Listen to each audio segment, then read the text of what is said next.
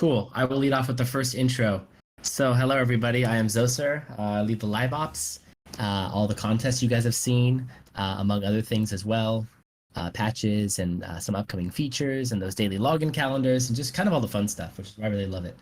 And yeah, I'm excited for this town hall. I thought the season was awesome. I participated very heavily in the rare and epic eras, and then just because of travel, I didn't really play much in the Mystic, but yeah, you guys definitely see me grinding a lot, and super excited for next season as well. And I think we're headed the right direction for sure. Hail. Sure. Awesome, guys. Thank you, Zoser. And everyone, hi, hello. I'm Hale. I'm one of the community game design analysts. So it's a mouthful of a title, but you guys mostly know me from hanging out on Twitter. I do have a lot of chats, a lot of very lively chats on Twitter. And but it's also important to be able to get the community's word out there and just touch base with everyone and make sure we're all on the same page and all the concerns are on the table. And this really helps the team navigate what it is we need to focus on to make everything better. So yeah, in a gist of it. Chadster, how about you? Hello everyone, I'm the second community game design analyst. Along with Hale, I work with the game design team and the community together to figure out what's the best way forward for us in terms of balancing and general stuff. And we also keep track and tackle the bugs that occasionally pop up. All right, Cruz is here. Hi, Cruz. Hey guys, sorry for being late, but thanks for having me. You're just in time. Welcome here. Perfect timing. Perfect. Yeah, it's perfect timing because it's literally your turn. It's your intro. Nice. Hey everyone, my name is Cruz. Product here. Sky Mavis working on Origins. Been here for a while. The second town hall. Excited to chat with everyone. Working very closely with the development and design team and QA and everyone, all the teams here at Sky Mavis, making sure that we're building Origins well and many and all the cool new features and things that we're doing inside Origins. So yeah, these are great people to work with, and I'm glad to be here to talk to all of y'all. Okay, cool. So yeah, we've got a agenda set up for this evening. We'll talk about some general stuff from season 2. We'll definitely show some of the season 3 changes that we have locked in coming up. Some cool things about the off season, and then definitely open up for Q&A. So yeah, to lead things off, Cruz is going to kind of talk about, I guess, some card changes or infrastructure or just kind of what's shipping, or just give us some stuff. Yeah, so I just wanted to give everyone a heads up.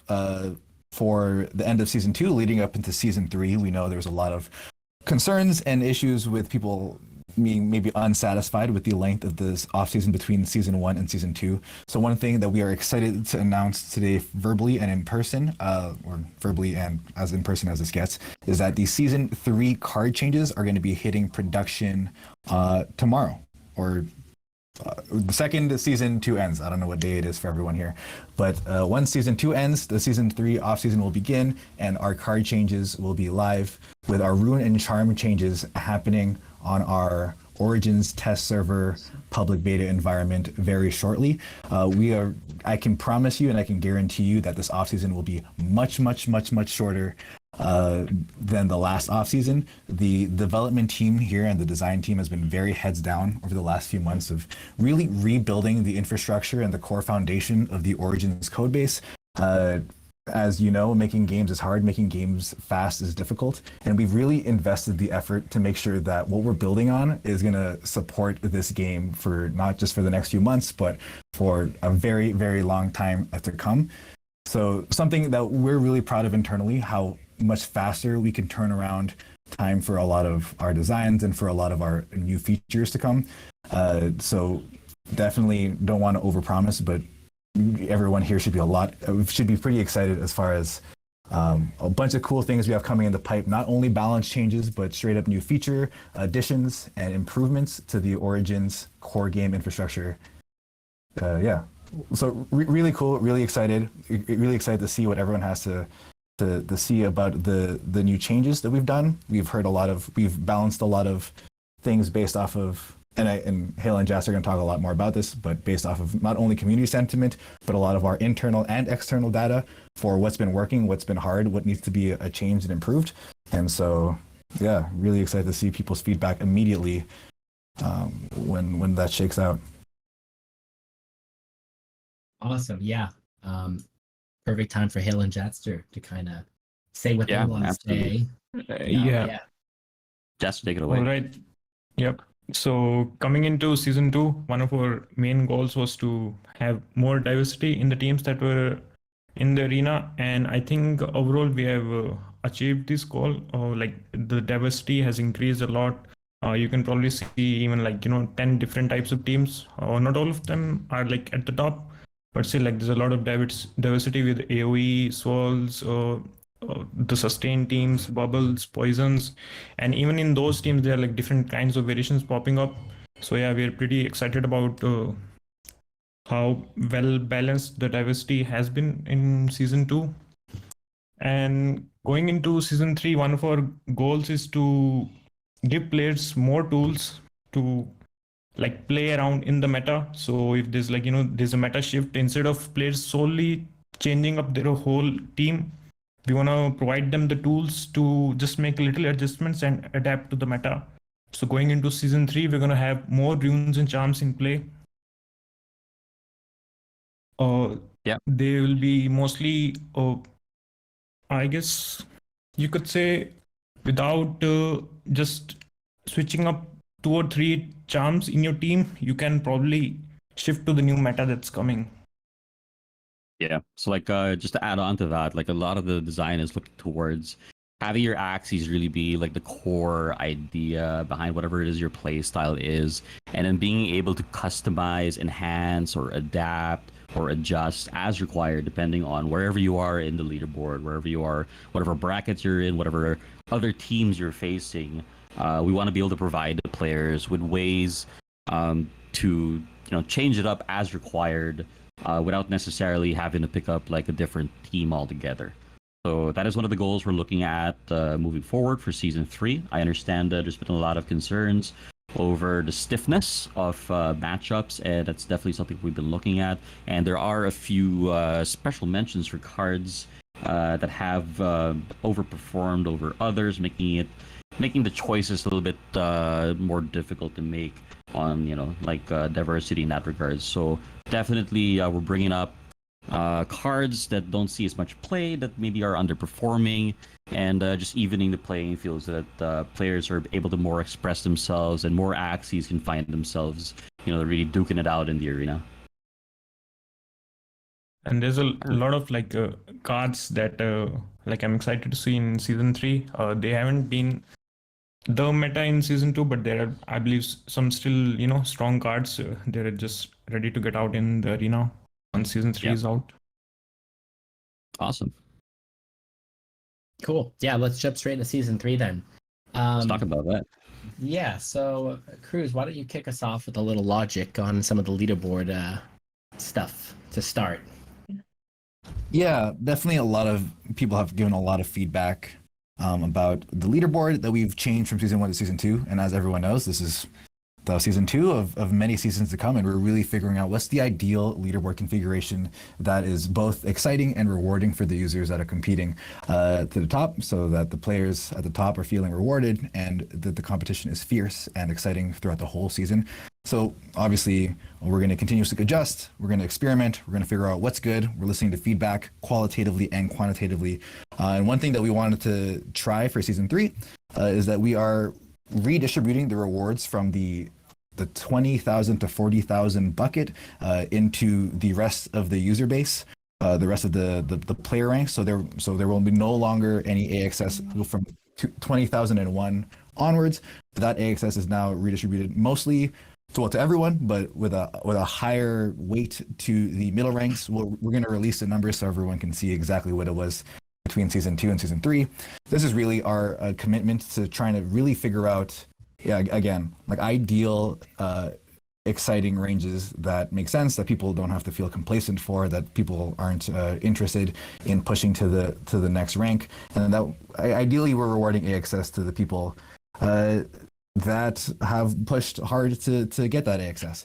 And as we've seen between season 1 to season 2, season 3, this is not a completely solved problem. So we definitely thank everyone for riding along these waves with us as we figure out what makes the most sense for our game and for our community. And yeah, so we'll share those numbers. Everyone can see exactly what it is. But we're excited for what the season 3 competitive scene is going to shape out as.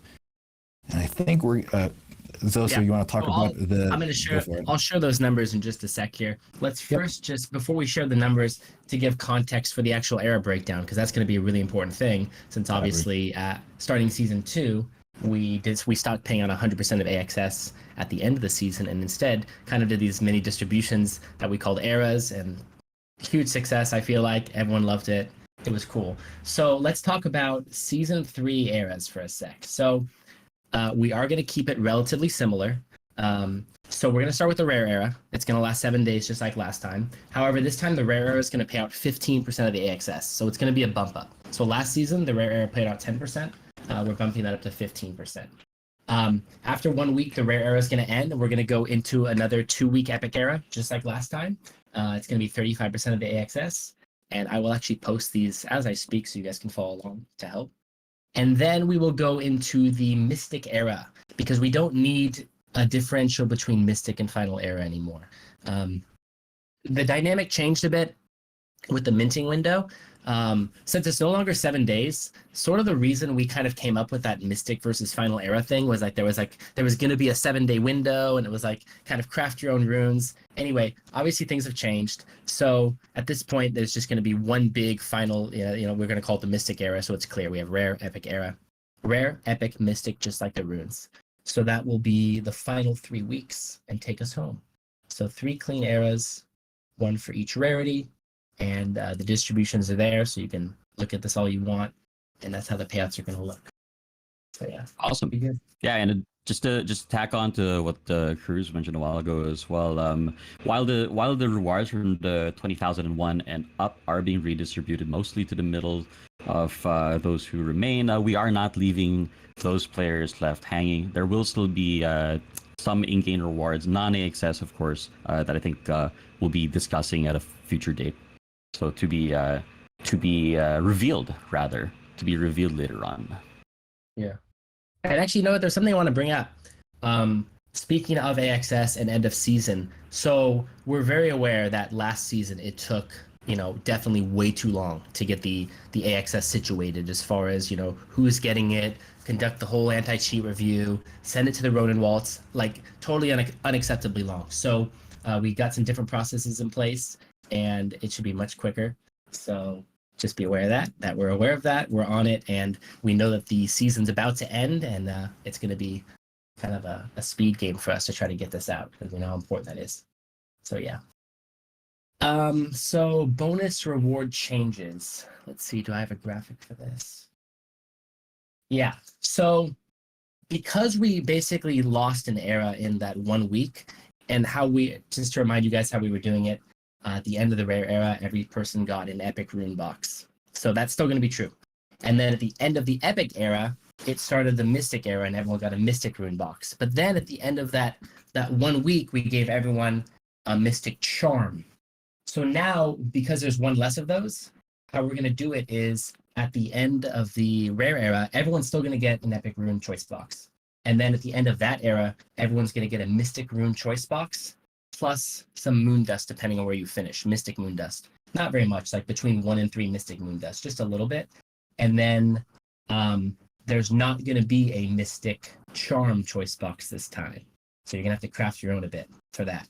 So you'll still get the mystic rune, though, to build around. And I think that's really important, pretty essential. And then another small change is that if you previously we were just doing it that like the top 1 million players, like we didn't have that many, but we just put 1 million to be safe, like where every single person was guaranteed to get their box. Now you actually have to be in the top 40,000 to make sure to get that mystic rune choice box and then the epic rune choice box. So if you're slacking way behind and you're kind of not playing or you're AFK, you got to make sure you're in that top 40,000 to get that choice box that you need. If you fall below that, you'll get the one less rarity of that. So if for some reason you finish 40,000 to like the very last player at the end of the rare era, you'll actually get a rare rune choice box going into the next era. And if you if you fall in that same category when you're going into the Mystic era, you'll not get a Mystic rune choice box. You'll get an Epic rune choice box. So make sure to stay competitive, stay in that top 40,000. That way you get the box you need. So I should be able to find a graphic. It's hard to do graphics and talking at the same time. So crafting, we can move on to crafting. Crafting is relatively unchanged. It's pretty much going to be the exact same type of setup as far as the rewards go and all that. The only small change is that the master is now going to unlock at level 35 instead of 30. Last season, there was just a little bit too much hoarding at the end of the epic era, and as you should if you have extra moon shards, of course, to kind of wait and then just plow into all the mystic crafts. So for that reason, now the master recipe opens at 35, which is just a little bit later. So you'll have to craft a little bit more to make sure you get that master unlocked in time for the mystic era. Cool. So yeah, recap some of that for a second. Talk for a sec. Let me get these graphics up. Hold on. Yeah, no, it's awesome.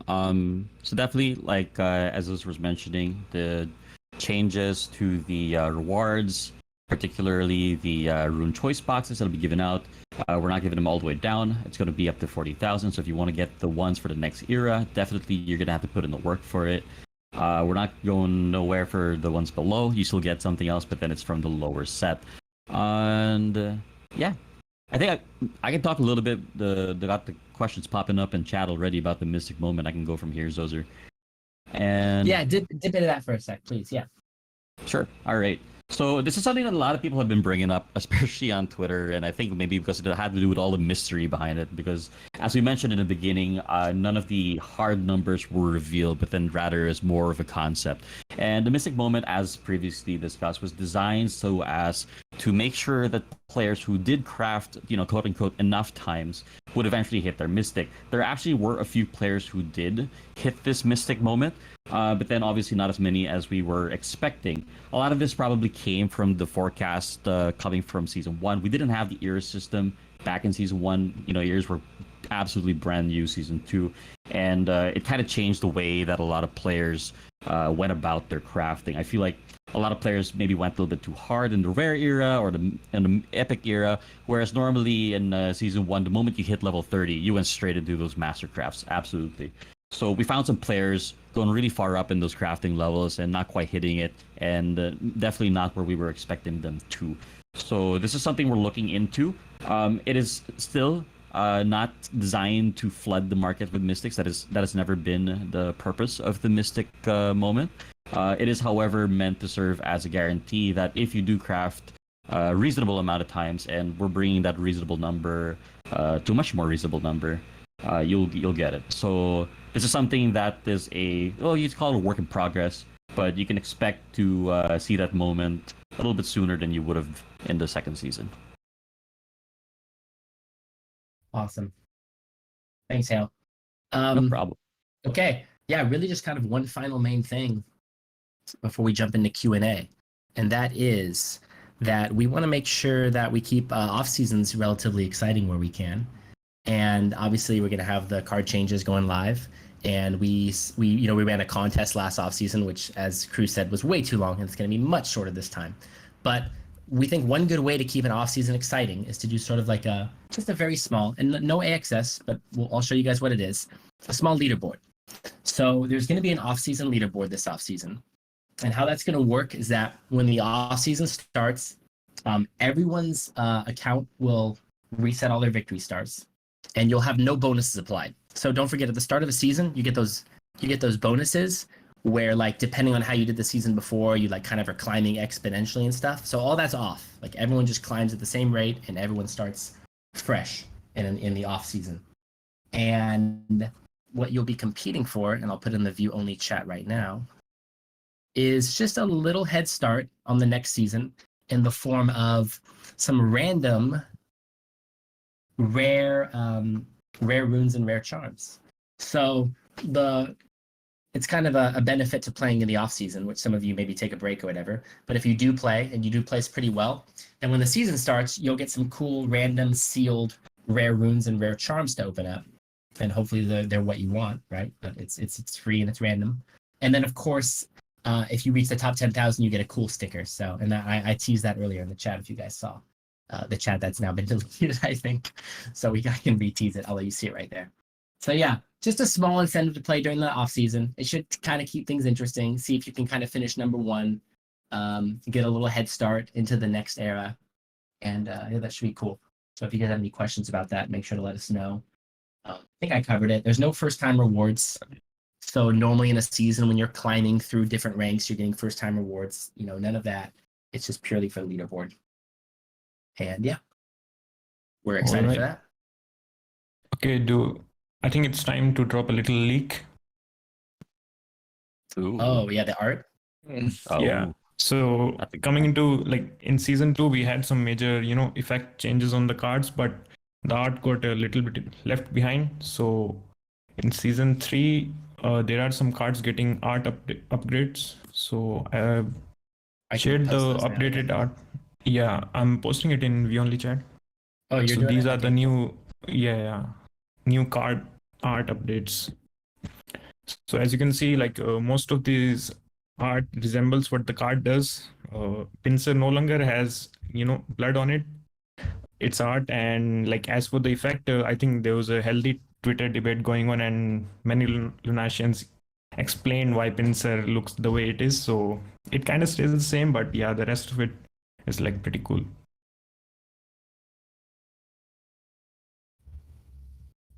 Some good ones, yeah. I love double talk. That's so cute. Yeah. The Winghorn one actually looks like that one scene from Demon Slayer. Really sick. I love that. Yeah. Yeah, really cool, like Omni Slash vibes. Yeah. Yeah. Cool. I think we covered all the bases. I think we're ready for Q&A now. Get some people on stage. Yeah, Nice. absolutely. So for everyone here, you're all welcome. If you do have some burning questions, maybe not too burning, but if you have any good questions for us, just put your hands up. We'll bring you on stage. And as a request, as always, let's try to keep the conversations limited to the topic. So, season 3, a little bit of season 2, anything else.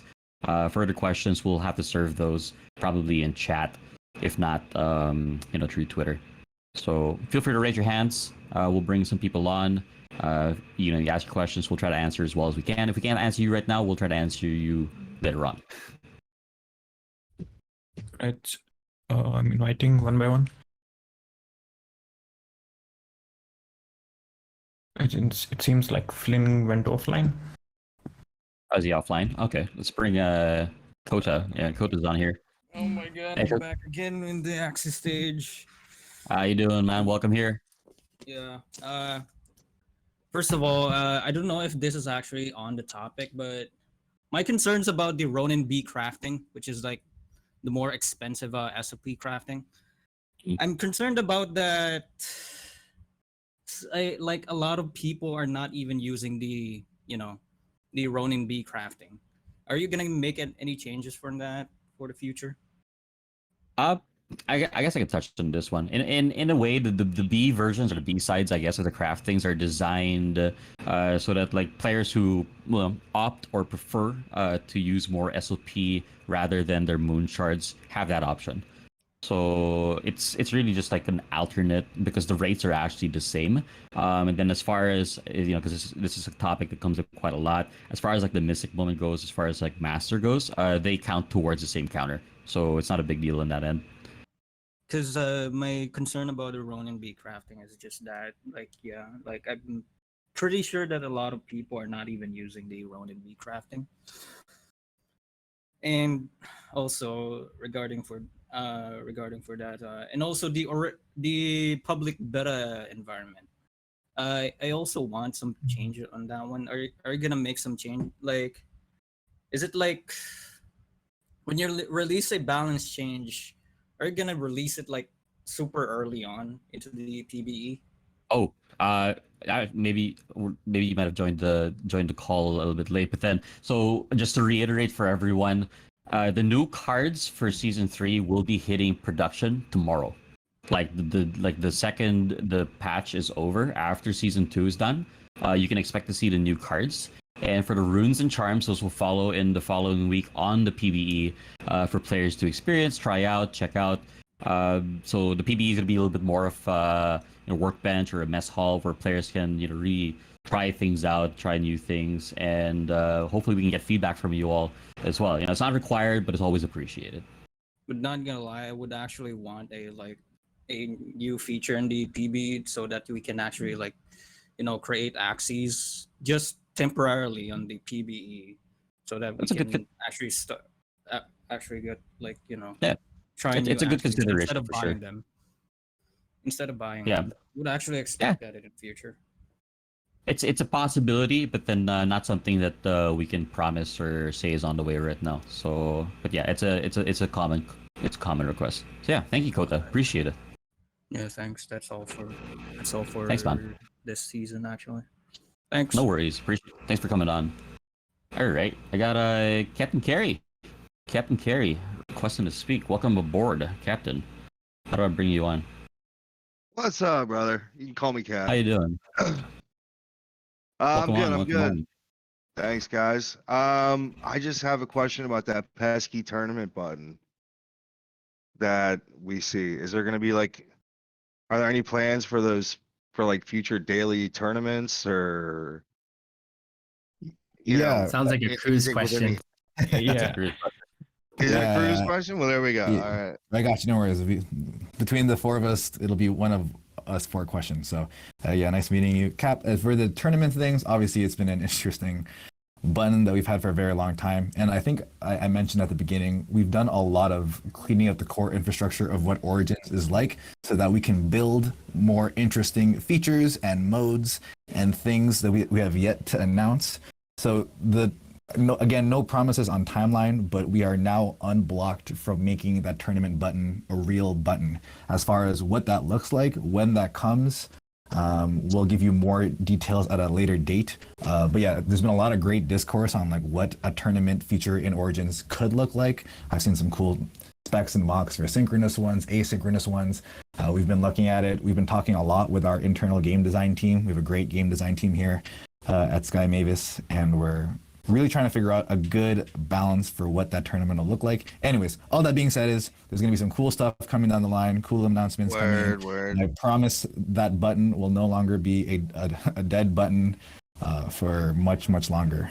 I just need a little juice for the hype, baby. That's all I need. Oh yeah, So. no, just a little squeeze and not too much, We'll drip it over time. All right, thanks, guys. Keep on doing what you're doing. I'm out. Thanks, man. Nice, Cap. All right, we got crayons. Welcome on. Oh, he disappeared. He's gone. Okay, so we're walking more people up in the stage. If you guys feel like coming on, you may. If you don't really feel like coming on stage, you can put your questions into the questions only chat, and we'll try to get to them as we wait for more people to raise their hands. So feel free to raise your hands if you'd like to come on stage with us. Let's jump into a few of these questions in the questions chat. So Broden's got a question. He says, just to clarify, when you say hitting production, do you mean we can play with it and the new cards day 1 off season are hitting production internally? Day 1, everyone is going to have access to these new cards for season 3 literally tomorrow, literally in less than 24 hours. Well, depending on how long the patch takes, but after the patch. After the maintenance. Yeah. So available for everyone to get on. What else we got here? When is the offer button coming on?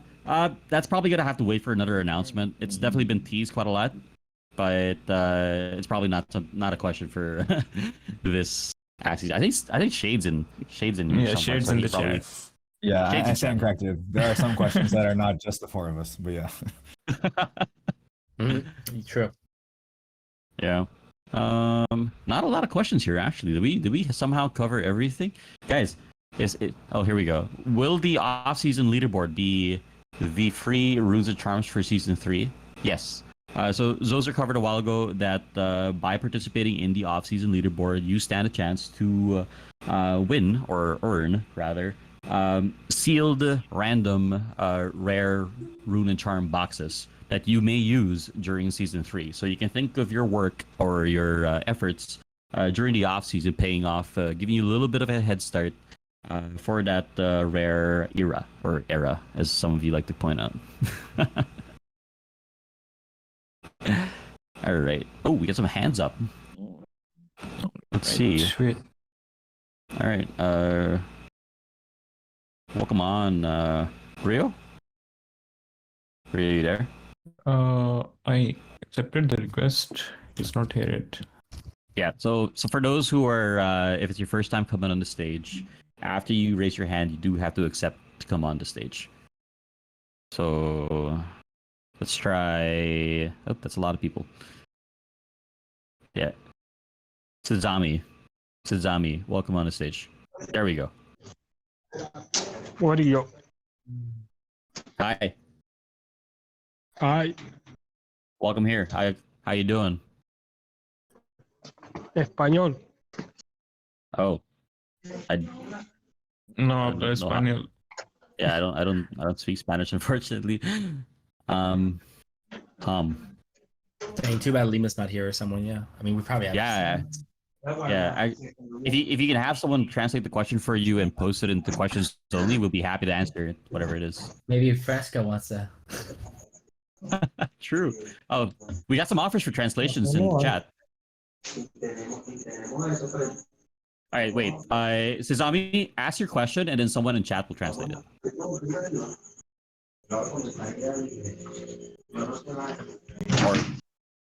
Or maybe someone get in touch with Sazami, and then you can ask the question for him. I love how so many people jumped up and said that they could translate for him. I love this community. You guys are awesome. Or I might have misread. I don't know if.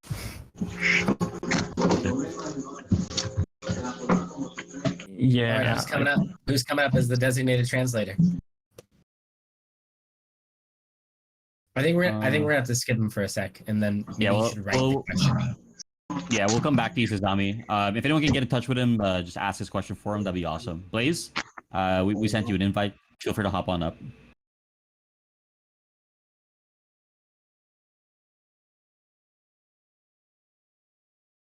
Nope.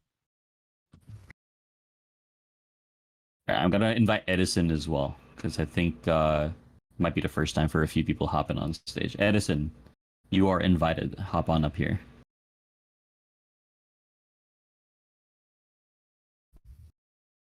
I think this is probably. Have we talked about bug Is, stuff at all? Because I see a lot of questions about bugs. Questions about bugs. I know we haven't actually talked about it, but then there are actually quite a few bug changes listed out that you can expect to come together with the patch tomorrow. A lot of them have been terribly challenging, and as you know, you'll see Jatser and myself on Twitter all the time, and you know, it's really unfortunate that the most we can really tell you is that that we know about them and that they're being worked on, and it's just the nature of these sorts of things where we can't make any promises on how long it takes for them to be solved. But then you know, it's just what we do is we find ways to really prioritize which of these bugs are affecting the most number of people, which ones would do the best in improving the game, and rest assured that we got quite a few of them being knocked out with this new patch, with all these new changes as well. So do look forward to not all of them, unfortunately, but quite a few of them being solved moving on to season 3. And I think this is a good opportunity just to share, like as far as like the direction of design and all. I know there's a lot of fear when it comes to these new seasons, and like if there's worries about like the game, flipping over its head and like being something else completely, and as it was previously discussed in the last town hall, we really want to stress that season 2 is foundational towards the direction that Origins is moving to. And you can expect more fine-tuned changes coming for cards, runes, and charms, balancing in general. So, obviously, by design, we can't necessarily just leave everything the way it is because it makes balancing very difficult if you can't change anything. But then we are committed to trying the best, or making only the necessary changes to improving the game overall. Hey, we got Axie Chomp joining us on stage. How you doing, man? Hi, doing good. How's everybody doing? So Very, very good, man. How can we help you? How you doing? good. I've just been wondering. I'm pretty sure the whole community has been wondering as well. Will Dawn, Dusk, and Mex have their own cards soon, or will there be any teasers coming out anytime during the season or something? Yeah, Uh, I could talk about this if you guys mind. Don't All mind. yours. Yeah. So Dawn, Dusk, Mech. So we have a lot of great plans for them, and so adding the new cards and adding the new Axies are going to be a large task that is going to take beyond just the Origins team and like seeing what all of that looks like. That is something we currently have in the pipeline. That's something we're talking a lot about, something that we're getting excited a lot about internally. As far as if that's coming in the near future, that is something I can't really promise you, but definitely still excited to hear more about what people would love about these new cards and kind of what I was mentioning before. And kind of addressing a lot of this bug conversation as well is we've really invested a lot of our development effort in the last few months to really build a nice foundation. So like what Hale was saying, season 2 was foundational for the design and of the archetypes and how they are executed. And now we've taken that and been like, okay, cool. Now that we feel good about what these cards are going to look like, let's invest in the system to make sure all of this is as stable as possible. That'll make fixing bugs, addressing bugs, reproing things a lot easier going forward. And what that'll do will allow us to introduce net new cards in the eventual future. So, anyways, just a little bit of hint of things that we're talking about, but yeah, nothing in season 3, that's for sure. okay, thank you so much. I appreciate it a lot. Good night, guys. Thank you, champ. Welcome here. Bye. All right. So just a quick rapid fire from the questions being asked and questions only. Rowan's asking about, are we seeing more mystic charms? Yes, as mentioned a while ago, we are looking to see more runes and charms coming out for season 3. What types and what direction they go in, you'll have to wait when they are released. But then again, as mentioned previously, the idea is to allow players to further enhance, further expand, or just adjust their gameplay depending on the layout of the field. Like if depending on what you're fighting out there, you want to be able to change it up a little bit. That should become available to players. And it's a known concern where we had a few players with like their mystic boxes. They were like, yeah, well, none of these things really work for my team, and that's something we're definitely looking to address. Susie, welcome on the stage. How can I help you, or how can we do? You have any questions for us? Hello? Susie? I'm having a little bit of a technical difficulty. All right, well, while Susie's working on the microphone, if we can invite anyone else on stage, I'll see if we have any more questions for us in the chat. Yeah, I you might be on. invited Chuck, but his request seemed to have gone. Yeah. Hey, Chuck. Okay, he's here. Can you hear me? Hey, Chuck, Hello, welcome here. Chuck. Oh, hey. Happy to be online. I just had a quick question. So about the starter Axies, are you guys gonna move them up to 400 HP, or what's the plan with them? Because any single time like a new person plays the game, they're literally at a disadvantage just from the start. Like, I don't know how that's gonna be fixed. Yeah, great question, Chuck. So I could take this one as well. So yeah, we're definitely not redoing, but there's a lot of improvements that we want to be made to the new user onboarding funnel, whether that's through what the starter Axies are, their power level, how many starter Axies there are, what modes and things new users are exposed to, the tutorial. So again, we've been talking about this a lot. We really want to improve the new user experience and have people coming in, especially now that we're live on Google Play in more countries, to be able to come in, know minimal or know not a lot about Axie and still have a lot of fun. So anyways, long answer to your short question is that, yeah, we are going to definitely investigate increasing the power level of these starters so that they're more exciting and more powerful for new users without it being like impacting the meta in a negative way for us more engaged players. So yeah, definitely love any discourse on how we can make Origins as accessible as possible without it being too accessible and not competitive, I guess is what I would say. So yeah, we're looking into it. We should have a solve to announce pretty soon. Okay, and I just had one more question. Thanks for that answer. Yeah. So I know you can't tell us what the balance changes are because we're gonna find out tomorrow, most likely.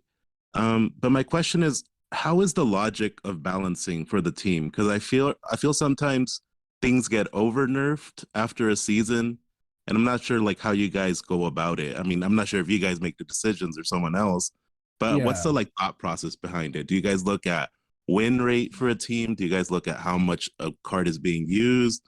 Or what's your guys' like flow of logic for those things?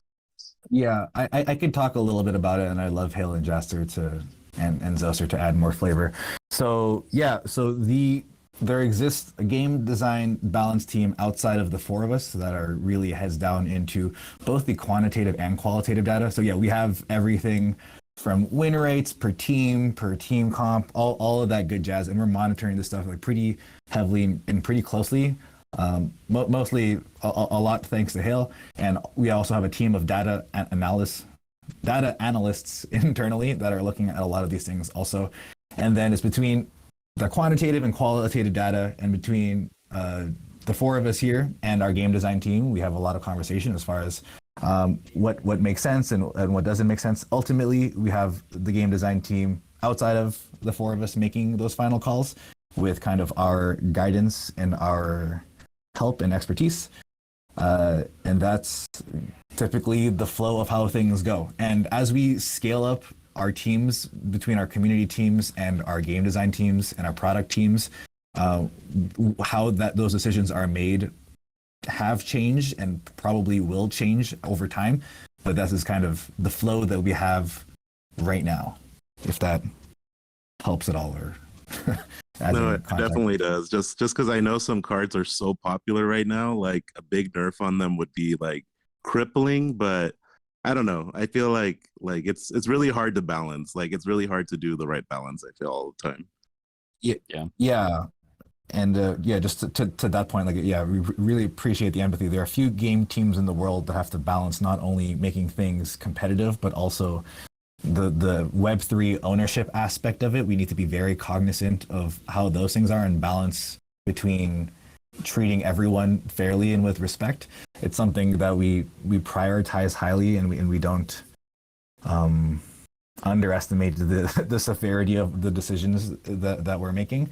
So and this is why I really appreciate these town halls and a lot of the discourse that we have to really make sure that we don't just knee-jerk nerf things, and we don't just like balance thrash for no reason. We think with longevity in mind, and we think about the overall health of not only the game and the company, but of the community in the long term. Anyways, that's a lot of words. I'm not Jatzler and Zeltzer, any other flavor add? Yeah, I can add a little bit. I think like one of the biggest things as well is really just the Web3 aspect, which makes it really difficult, especially because we don't want to. It's not like a regular card game, for example, where you'd have like sets and then they'd rotate out, or they just get banned, or they get limited. We can't suddenly tell everyone, all right, guys, Sirius is too good, so all the Axies with Sirius, we're not going to let them in the arena anymore. That just doesn't work. And so, considering like especially the fact that like, they're NFTs, and the ownership is there. Like we do have that opportunity at least to be able to revive or breathe new life into like Axies, for example, that really just don't see any play. So one side of the coin is acknowledging that there are certain cards that maybe overshadow others and definitely are outperforming others. But then on the opposite side, we see the other cards that just don't see that much use, aren't performing very well, and might potentially be the answer we need to just counterbalance what is dominating, and finding ways to make sure that you've got that nice archetypal natural rock paper scissors happening in the arena. So of course, ideally, if anything does get too overpowered or too strong, hopefully there's something out there that is the answer to keeping it down. A lot of this, of course, kind of gets out of hand with like metagaming, where you see players notice like what's happening in the top 100, the top 10. They're like, hey, that's really good. They're doing really well. And in the consideration again of ownership and making the right decisions and what you want to pick up, a lot of players will tend to gravitate towards whatever is obviously performing well. So there is this sense or this idea where we'll see like really specific things being overrepresented, but then it's a little bit of a natural thing that happens in these types of games. So yeah, And if anything else, like something I did want to touch on would be like there's this notion sometimes where some users might believe that we're intentionally crafting these bespoke Axie teams, and like it's like, oh yeah, the dev team definitely knew that this is what Sponge would look like, or this is what Swirl would look like, or this is what AOE would look like. But it's like there's so many ways that you can put all these parts together, and sometimes like players will just really catch us by surprise. So if something comes out to be a little bit too strong, a little bit too weak, or not really working the way it is, it could also just be like a limitation on, like there's just a lot of stuff that can happen when you have this many parts that you can mix up. So what we do, of course, is we keep an eye on keep an eye on things, ears to the ground, as mentioned by Cruz a while ago. We got all that good stuff, all that jazz, all those numbers. You guys know I dive into it quite a lot. We don't bounce solely based on these things. Obviously, we pay attention because sometimes the numbers are it's just smoke to where the fire actually is, and sometimes the solution is somewhere else. So it's a very sensitive thing. And just to reiterate, we are looking to fine tune things as we go along. It is just the second season, and hopefully it doesn't take us 17 seasons to get where we want to be. Awesome. Thank you so much. Awesome. Thanks for coming on, Chuck. See if we got any hands up in chat. We tried bringing Blaze up a while ago, but then no response. Wilchin, let me send you an invite. I invited Zach. Oh, Hey, Zach. guys. Okay, great. Wilchin, we'll let Zach go first, and then you can go right after. Is that okay? Okay. Awesome. Sorry for that. Hi guys. So am I good? Yeah, we can hear you. Perfect. Go ahead. By the way, thank you guys. A great job on what you've been doing. I do have a question about Bloodlust. Like, what made you remove the epic Bloodlust rune, and are there any plans about it in the future? Thank you. I think like the easiest way to say it would be if I had to pull up the data from the top 1,000 of season 1. I think 20% of teams were running Bloodlust, and it was kind of nutty. It's like it was just that rune where there was just like no downside. It's just like, why wouldn't you run Bloodlust? And the problem with those types of things is it tends to overshadow like the other options, and generally it's not really the healthiest thing. We did introduce the one requirement where it'll only work if you weren't hitting into shields, but it is what it is. So those are the types of things we do try to want to avoid, where you create something that just completely like negates, like, why play anything else, right? So the ideal would be where every single card, rune, and charm has its particular niche or use, so that in the right circumstance or situation, it's exactly what you need. Right, so it's just that. I see. I understand. Thank you. What about making it a mystic, or That's a really interesting idea. Maybe something we can take into consideration for these more powerful effects. I got it. Well, Thanks, thank you, Jack. friend. Thank you again. That's for now. Yeah, Wilchin, welcome here. Let's hear it. Hi guys, how's it going? First of all, props to the 4 eras. It's been a very competitive season today. And second of all, I want to know what's your take on teams such as Swirl, because they really remove the ability of the opponent to play the game, right? While as in other card games, they usually don't want the meta to progress in that direction, in which it removes the ability of the opponent to play any games, because it's definitely not fun when you are locked out of playing anything from the swirl and the blackmails and such. And yeah, I think that's it. I think I can probably touch on this one. Right, so I'm gonna preface this by saying that the team's aware that it's not the most fun thing to fight against or play potentially, and the fun factor is a major factor that we do take into consideration. I will, however, also state that myself, I've like maybe 20 years of like Magic the Gathering behind me, and I've got experience playing like things like Prison, control decks, etc. And the short of it is there's really just not a lot of fun fighting against a control deck, which kind of takes away your options. And to some degree, like a lot of players tend to see like Axie, like not necessarily like as a card game. Sometimes they'll see like a deck building game. Some see like a tabletop. Sometimes like a little bit of a battler.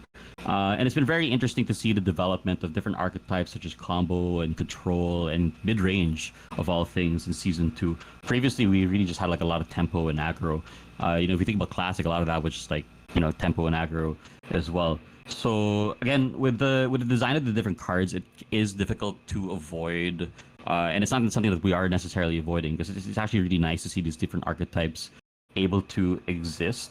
But definitely the fun factor is something that is there. The time it takes for these games to go on is also something that has been brought up by a lot of the community quite fervently on Twitter as well. So yeah.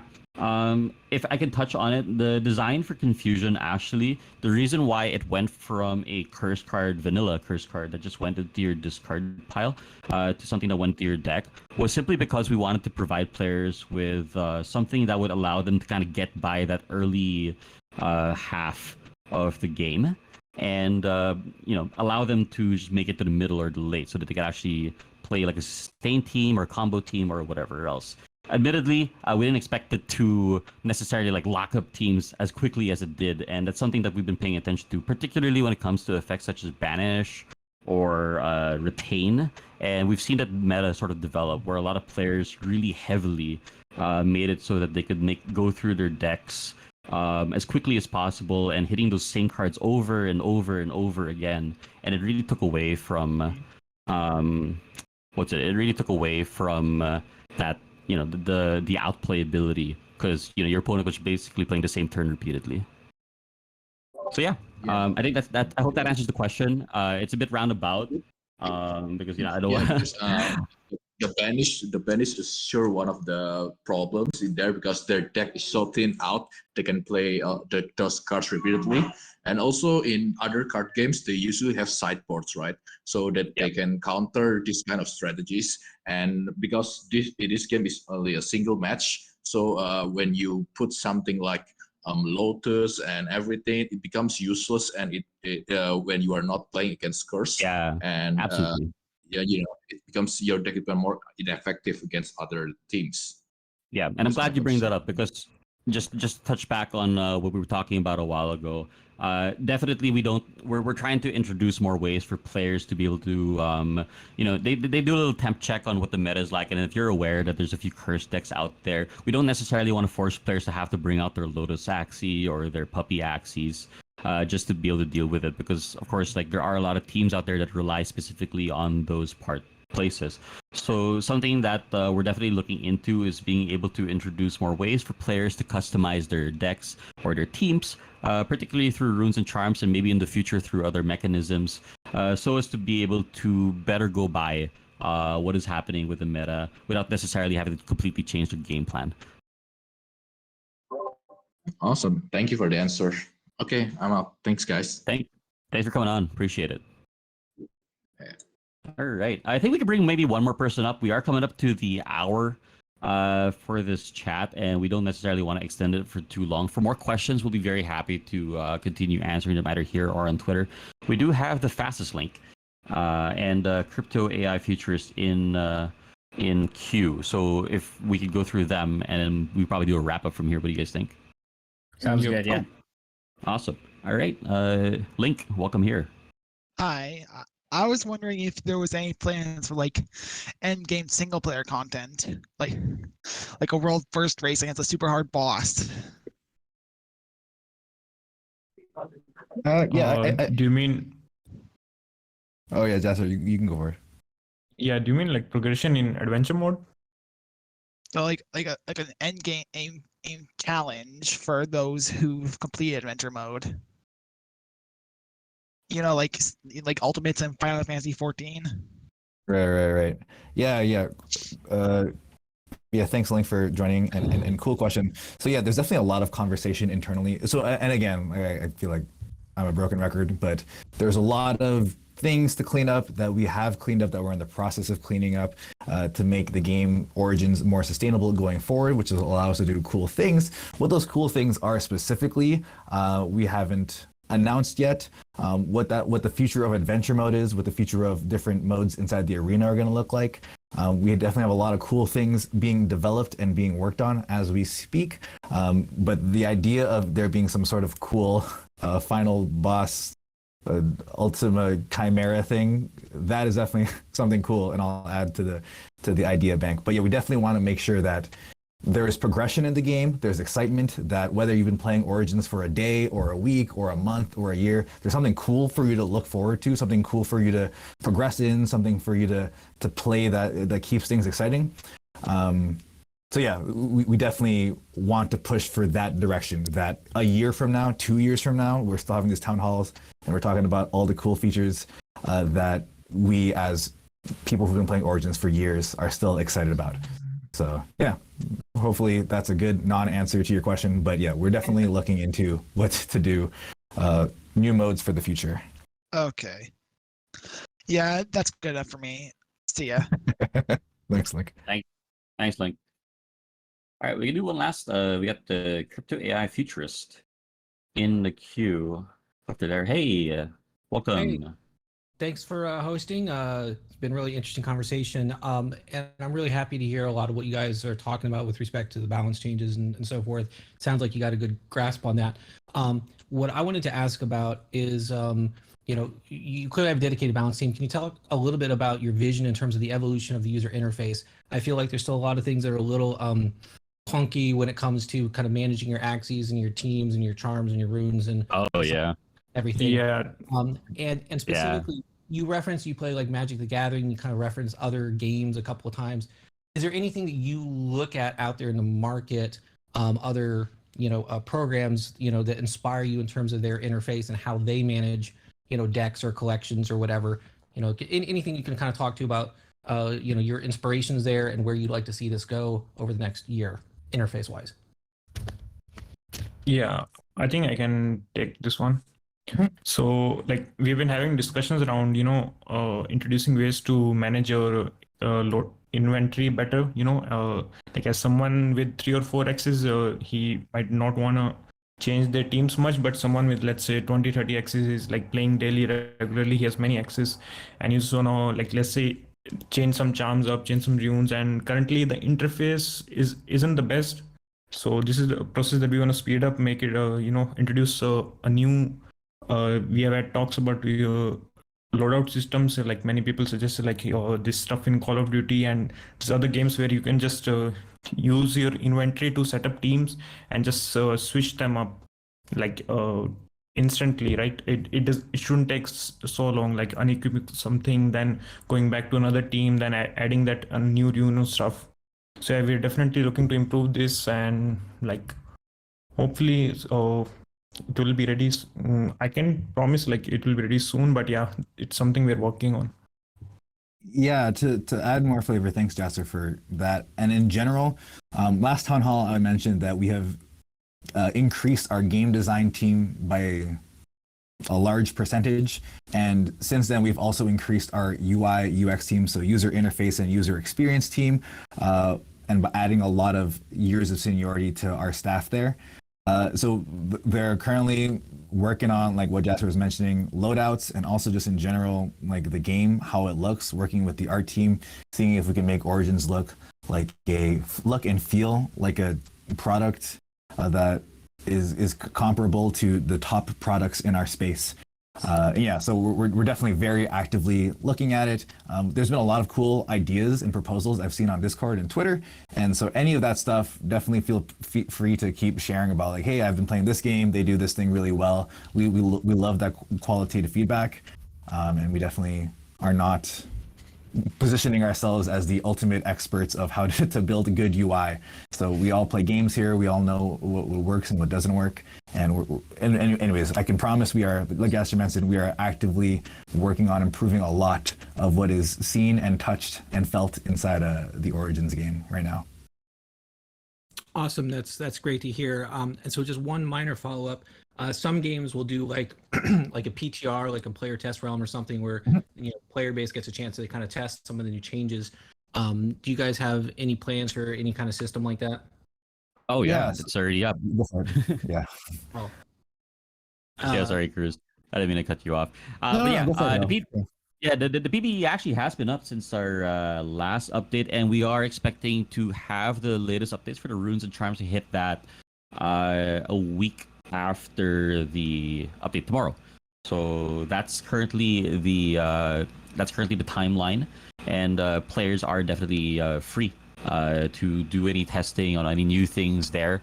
And it's definitely something that it's been a highly requested feature, leading up to its actual inception, which it was being worked on, because it allows us to leave the live servers as they are and not really force players into trying out whatever these new things are, which might not necessarily be as stable as we want them to be. So as far as production or the live servers go, those will remain as stable as they possibly can, where the new changes will try to find their way through the PBE first, before then being deployed into the live servers.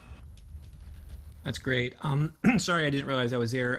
Maybe if one of you can drop a link in the chat to how information or instructions on how we access that'd be great. Yeah, awesome. I think maybe that's something we can probably prepare like an infographic for to be dispersed. Appreciate that. Okay, I saw Lima on stage. Is he gonna say something, or is he just kind of up here chilling? My friends, how are you, my brothers? Thank you Hey, so Lima. much, Jadster, Saucer, Hale, Cruz, and everybody who's in this amazing town hall. Thank you so much. We have some questions from the Latin American community. Is it okay if I translate? Oh, absolutely. Yeah. Thank you so much, my brothers. So we have the first question comes from Ricardo, and he's asking, will there be new runes? Yeah, there will be definitely new runes and charms coming in season 3 more than they were in like season 2. So yeah, there's a lot of stuff to tinker around with. Perfect, perfect. I'm gonna translate that and put it on the chat. Las respuestas que están saliendo en español las voy a poner en el chat. And the second question is the following. Give me a second, please. We have Maku43. He's asking, could there be an option to turn off the auto end turn? In decks, it's very important not to mess with the strategy. What would you say, guys? Yeah, with the auto and turn feature, it's currently there are like some bugs with the teams that utilize feather daggers that makes their turn auto ends. So those are actually minor bugs that are like giving like players negative experience while playing the game, right? So yeah, we're looking into fixing it, and so like the auto and turn shouldn't be a problem once those are fixed. Perfect, perfect. Thank you so much, and I'm gonna be translating on the chat. Muchas gracias a toda la comunidad latinoamericana. Cuando gusten, pongan sus preguntas y lo traducimos. Thank you so much, my friends. Perfect. Thank you, Lima. We love you. Love you too, baby. Okie Thank you, Lima. dokie. So yeah, let's wrap this thing up. We'll do a quick overview of everything, and then a little quick outro from each of us, I guess, or a one-liner. So just to recap this entire thing, tomorrow all of the new runes and charms and all that hit production, aka the stuff you guys play, Origins, tomorrow. So be ready for that. We've got new card art coming. We've got a change to the leaderboard. Make sure to check our View All channel. It has a whole bunch of important infographics that you're going to want to find in terms of changes we made, especially about leaderboard stuff. The eras are changing. There's no more quote unquote mystic. There's just 3: rare, epic, final. We're going to try to pay out the AXS this off season much quicker than last season. We're going to try to keep the off season much shorter than last season. And we're, of course, having a off-season leaderboard. So get ready for that. All of your ranks are going to be reset when the off-season starts. And lastly, all of this will be found on YouTube. It's being recorded, so make sure to check out where this gets published. You guys all want to do one sentence close, last finishing thought, meme, whatever, on your way out? Jatster? Oh, wait, sorry, I was muted. Yeah. So like season 2 was just, we laid out the foundation. There was some bugs, minor hiccups, and there was many things we had to hot fix. So it might seem like the bug fixing was a little bit slow towards the end, but there were a lot of big hot fixes that we had to do, which took up a lot of time. But season 3 is going to be a lot more smooth. We're going to iron out most of the big kinks. So yeah, definitely looking towards a more stable and smooth season 3. Cool. Yeah, Hail. awesome. I just want to say thank you to everyone for coming on, and especially for everyone who put their questions up and came on stage, because it really goes a long way to be able to receive like all this feedback from everybody. And I understand like at times like tensions can run high, and like emotions can run high, and like a lot of things can be extremely frustrating, sometimes even confusing.